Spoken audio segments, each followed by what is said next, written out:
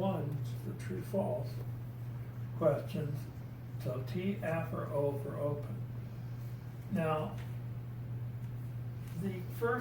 there are 7 questions that all look the same.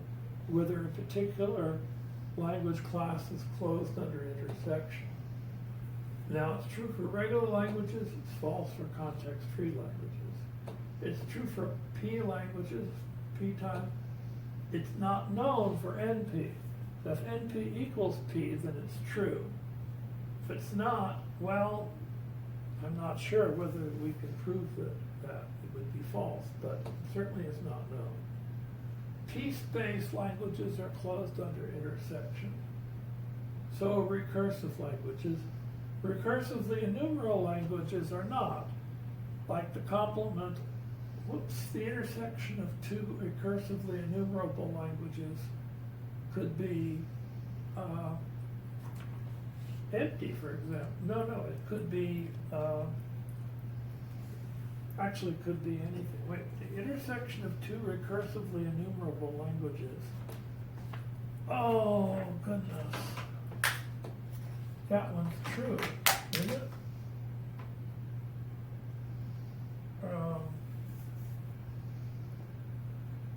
No, the complement of 2 of a recursively enumerable language might not be recursively enumerable. For example, the complement of a halting language is not recursively enumerable.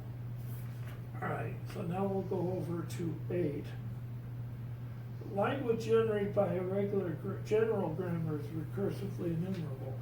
Actually, if and only if.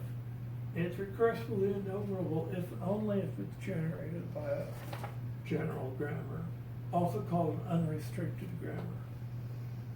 Context-free equivalence of 2 context-free grammars is undecidable. So this says false here. The context-free membership problem. Oh, wrong question.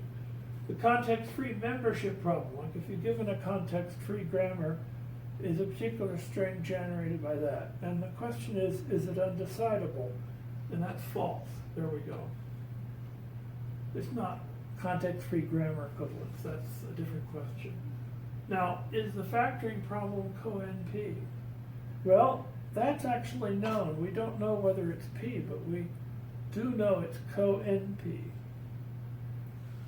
All right, now here's one. If L1 reduces to L2 in polynomial time, L1 is NP complete, L2 is NP, then you can conclude that L2 is NP complete. This is the rule that we use all the time for reduction, proving that languages are NP complete by reduction.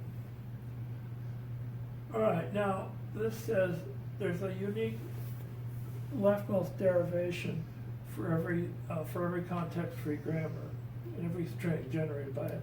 That's false. If the grammar is ambiguous, then it's false. If it's unambiguous, it's true. All right, now this says for any DFA, there's a unique minimal equivalent NFA. Well, I think that you should remember that that's false. There's a unique minimal DFA, but not NFA. The regular expression equivalence problem is P-space complete. So it is not known to be NP complete. So the question is it known? So if we just said, is it NP complete, then the answer would be O. All right, now the halting problem is recursively enumerable.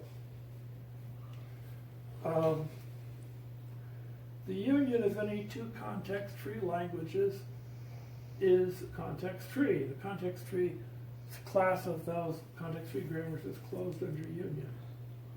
And now this says basically if a machine is given an empty output, so you're actually asking for all pairs of this form intersect with the halting language, and is it that decidable? Well, it turns out the halting language can be reduced to this subset of itself recursively, and hence this question is not decidable. All right, moving over to this panel. It's true that every NFA is equivalent to some DFA.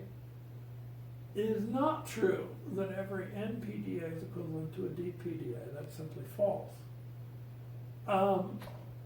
Every non-deterministic Turing machine is equivalent to a deterministic Turing machine. That's true. The context-free class of context-free languages is not closed under intersection. So 2021 is false. See, I'm on a different page here. If L1 reduces to L2 in polynomial time, and L2 is NP, then L1 is NP. Now, don't get confused between that and the other reduction one. This is different, and it's true. All right, now this question is, can you compute the any digit of pi? Can you set up a machine that goes dot, dot, dot, dot, dot, printing 3.14, blah, blah, blah, forever? The answer is yes. There are well-known methods of doing that. I even wrote a program like that myself. Of course, my machine didn't run forever. It only ran to produce the first, I forget how many digits. All right, now 14. The C++ equivalence problem is undecidable. Well, I've shown you that that's true. The fact is it's not RE either, it's co-RE. 15, the context-free language, any context-free language is in the class P time. Well, that's true. Let's continue with problem 1. With 16, every regular language is in mixed class, that's true. And it's true that if you take all the numerals for multiples of 23, that's an arithmetic sequence.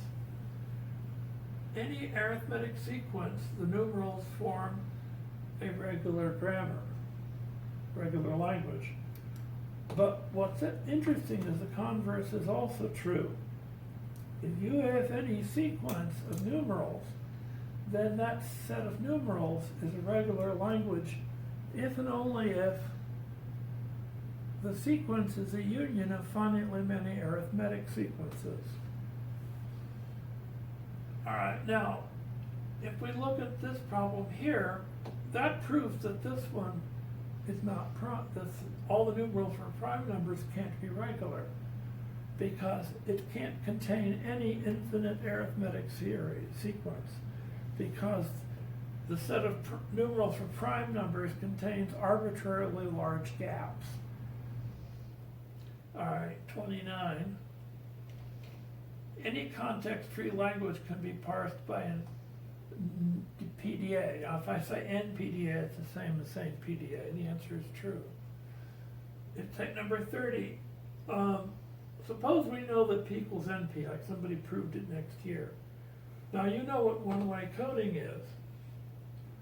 It's easy to encode it if you have the key, but it's not easy to decode it, or the other way around. Well, why would it be insecure? Because if P equals NP, then you can find the inverse of any polynomial time language in polynomial time, which means the encoding, which was easy, then the inverse of that, which is decoding, would also be easy, and thus one-way encryption would not work. All right, now let's look at this one. Is there always a unique leftmost derivation of a context-free language under a certain grammar? And the answer is no, because the grammar could be ambiguous. All right, now, if a language is in the class NP, does that mean it reduces to Boolean satisfiability? And the answer is yes, it reduces in polynomial time because actually that was the original problem.